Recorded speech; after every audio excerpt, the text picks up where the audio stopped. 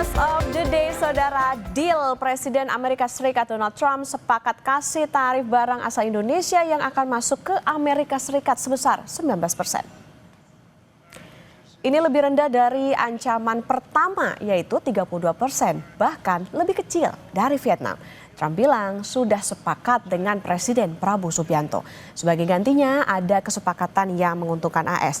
Trump akan mendapat akses penuh ke Indonesia yang sebelumnya tidak pernah tercapai. Barang asal Amerika Serikat yang masuk ke Indonesia tidak dikenakan tarif impor alias 0%. So we made a deal with Indonesia. I spoke to their really great president, very popular, very strong, smart. And we made the deal. We have full access to Indonesia, everything. As you know, Indonesia is very strong on copper, but we have full access to everything. We will pay no tariffs. So they are giving us access into Indonesia, which we never had. That's probably the biggest part of the deal. And the other part is they are going to pay 19%, and we are going to pay nothing. I think it's a good deal for both parties. But we will have full access into Indonesia. And we have a couple of those deals that are going to be announced. India basically is working along that same line. We're going to have access into India. And you have to understand, we had no access into any of these countries. Our people couldn't go in. And now we're getting access because of what we're doing with the tariffs. Menko Perekonomian Erlangga Hartarto bilang pertemuannya dengan delegasi Amerika Serikat terakhir hanya sekedar melengkapi dokumen. Indonesia sepakat akan membeli komoditas dari Donald Trump. Kemarin melengkapi dokumen saja, karena yang kita tawarkan sudah melebihi daripada trade deficit. Bisa dijelaskan kembali Pak, tawaran kita Pak, poin-poin penting tawaran kita. Nah, tawaran kita kan pertama tentu istilah Presiden pakpok. Jadi kita defisit 19 billion, kita beli barang dari dia 34 billion. Dagang, energi kita beli 15 billion, agriculture 4,5. Itu sebetulnya sudah selesai. Tapi kita ada investasi untuk blue ammonia oleh Indorama. Berikutnya saudara, Ketua Dewan Penasehat Kadin sekaligus adik Presiden Prabowo Subianto yaitu Hashim Joyo Hadikusumo bilang Indonesia tidak pernah bersikap konfrontatif terhadap tekanan asing. Pak Prabowo sifatnya bukan konfrontatif. Ya. Pak Prabowo selalu cari solusi untuk kesepakatan. Ya. So masing-masing harus kompromi. Ya, Pak Prabowo orangnya yang bersedia kompromi. Saya kira sikap kompromi win-win. Kalau sudah ada kesepakatan, dua-duanya senang, dua-duanya pun. Jangan ada kesepakatan di mana satu puas, yang satu dendam.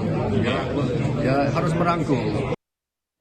Lantas apa dampaknya bagi Indonesia dan apa interpretasi atas pernyataan Trump bagi Indonesia? Kompas Bisnis akan tanya ke Kepala Ekonom BCA David Sumual. Selamat pagi Pak David. Selamat pagi Mbak Okta. Pak David, pengumuman tarif 19% masih baru banget nih. Ini lebih rendah dari Vietnam 20%, bahkan jauh lebih kecil dari ancaman yang pertama 32% buat Indonesia. Jadi siapa yang selamat Pak? Ya ini good news sebenarnya ya, karena kan kita tadinya 32% Mbak Okta ya. Ini kan berarti dikurangi 13%. Dan di emerging market mungkin kita yang terendah sekarang salah satu ya. Kalau kita lihat Filipina juga rendah 20, 25, Malaysia 25, Vietnam 20%, ya kita bisa lebih rendah, dapat 20%. Dan ini memang kerja-kerja yang kita lakukan itu lumayan efektif ya. Kita sampai melakukan juga high level meeting ya dengan Presiden Trump langsung, Pak Prabowo. Ini juga kita apresiasi. Dan juga mungkin ada deal-deal lain dan juga negosiasi lain ya dari pebisnis-pebisnis kita. Sehingga juga akhirnya kita masih ada akses ke pasar Amerika Serikat dengan tarif yang relatif lebih murah lah dibandingkan dengan negara-negara lain. Dan terutama yang kita khawatir ini kan yang terkait dengan yang labor intensif ya. Yang seperti saya katakan beberapa waktu lalu. Kita khawatir kalau yang labor intensif ini tarifnya lebih mahal dari negara-negara pesaing ya. Kalau tarif lebih mahal tentunya produk kita sulit bersaing di Amerika Serikat dan ini tentu akan mengganggu daya beli pekerja kita juga yang bekerja di sektor-sektor yang labor intensif tersebut, Mbak Okta. Oke, ini bisa jadi dikatakan sebagai good news. Tapi Pak, ini kalau kita melihat kan kalau dari Amerika Serikat ke sini itu 0%. Ini gimana nih Pak? Ya, sebenarnya negara-negara lain akan ditekan Amerika Serikat ke arah 0% semuanya sebenarnya. Dan seperti Vietnam kan sebenarnya juga produk-produk Amerika Serikat itu 0% ya, dealnya dengan Vietnam misalnya. Dan tentu ini menjadi persoalan misalnya buat negara-negara yang sudah invest ke Indonesia misalnya. Banyak produk ya dari negara Tiongkok, misalnya dari Korea, produk-produk elektronik ya. Ini tentu akan mendapatkan persaingan keras dari produk-produk Amerika yang bisa masuk langsung ke Indonesia tentunya. Dan ini tentunya kita akan melihat ya apakah nanti negara-negara lain yang invest ke Indonesia produk-produknya bisa bersaing dengan produk-produk Amerika Serikat. Kalau ada perbedaan tentu mereka akan mengeluh juga tentunya karena tanpa membuat pabrik di Indonesia Amerika bisa masuk produk-produknya ke Indonesia. Nah, ini yang kita harus pikirkan juga mungkin ke depan bagaimana menarik investor Amerika juga pada akhirnya bisa invest juga ke Indonesia karena kan sudah dikasih tarif 0 ya sebenarnya dan full akses ke market Indonesia.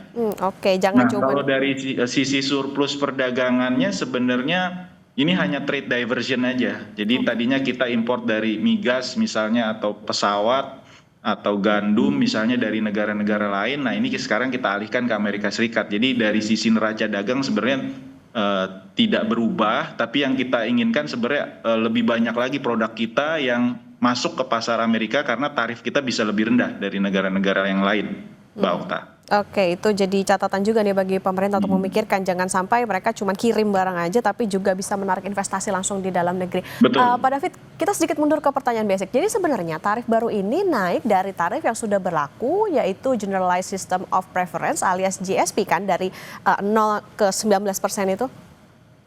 Ya dulu memang banyak negara-negara emerging, negara berkembang yang mendapatkan fasilitas GSP. Generalized System Preference. Ini semacam fasilitas untuk masuk ke pasar Amerika dengan tarif rendah atau bahkan zero ya.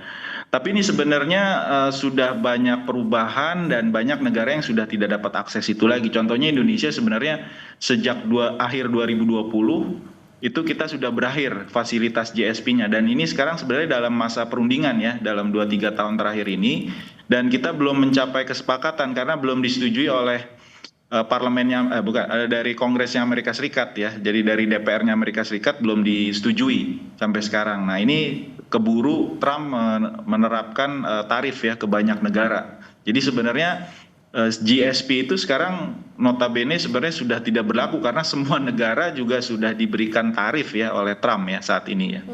Oke, Pak David, kalau kita kembali ke yang awal tadi, kalau misalnya barang-barang kita bisa dikatakan karena tadi tarifnya lebih rendah dibandingkan dengan negara-negara pesaingnya lagi dan bisa lebih bersaing gitu di Amerika Serikat. Nah, apa kabar surplus dagang kita nanti, Pak?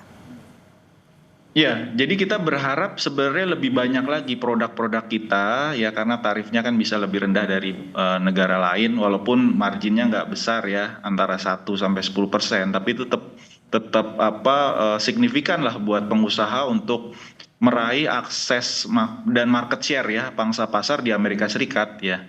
Kalau dari sisi surplus ya saya bilang tadi sebenarnya ini hanya import kan kita akan jauh lebih besar dari Amerika Serikat tentunya ya untuk produk-produk tertentu yang kita sudah komit untuk beli dari Amerika Serikat kan disebutkan oleh Pak Airlangga misalnya terkait dengan migas, gandum ya.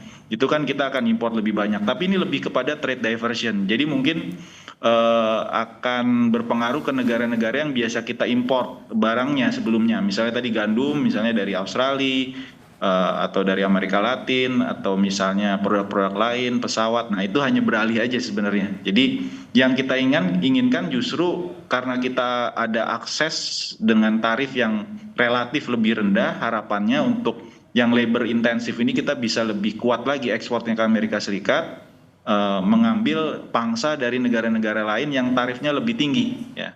Itu yang kita harapkan. Sambilan juga produk-produk lain nih, diversifikasi produk-produk ekspor kita yang bisa lebih banyak lagi selain yang sudah tradisional seperti perikanan, furniture, tekstil dan alas kaki ini yang tradisional yang memang labor intensif. Kita juga perlu memikirkan produk-produk lain, Mbak Okta. Oke, bisa dipikirkan soal bagaimana mengekspansi pasar, jadi tidak bergantung ke pasar Amerika saja. Pak David, yang menarik, Trump bilang Amerika dapat akses penuh. Apa sih Pak ini maknanya? Ya ini retorika aja sebenarnya. Retorika dari Trump ya. Ini biasa kan kita lihat dari surat-suratnya, dari pernyataannya, emang gaya berbicaranya seperti itu. Jadi sebenarnya ya artinya ya produk-produk Amerika Serikat sekarang bersaing dengan produk-produk dari negara lain.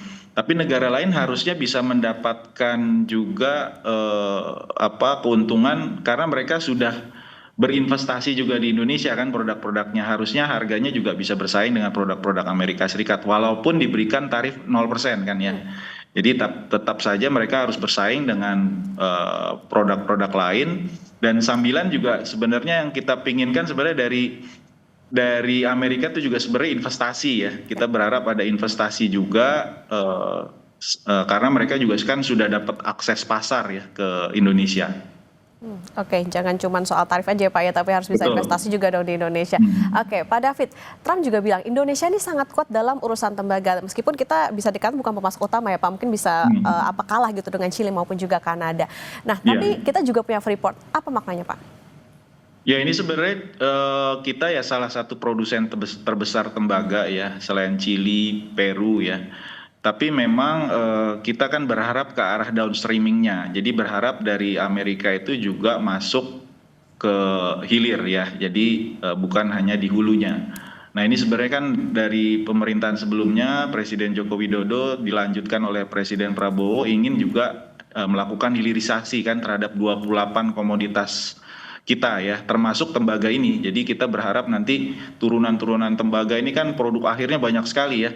Mulai dari elektronik, kabel, dan seterusnya ini juga bisa invest di Indonesia juga, bukan hanya dari sisi bahan mentahnya tembaga saja ya. Jadi kita juga berharap juga produk-produk mineral yang lain ini banyak yang belum tereksplor sebenarnya di Indonesia ini. Yang saya tahu banyak cadangan rare earth kita juga yang belum tereksplor di Sumatera, di pulau-pulau lain ini juga bisa ada investor yang masuk juga, karena ini biaya investasi besar sekali ya, yang membutuhkan investasi yang signifikan dari negara-negara yang punya modal besar ya, termasuk dari Amerika Serikat.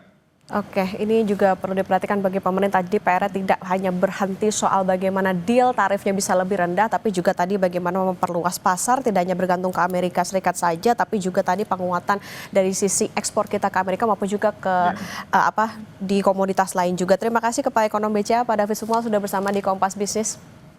Ya, terima kasih Mbak Okta.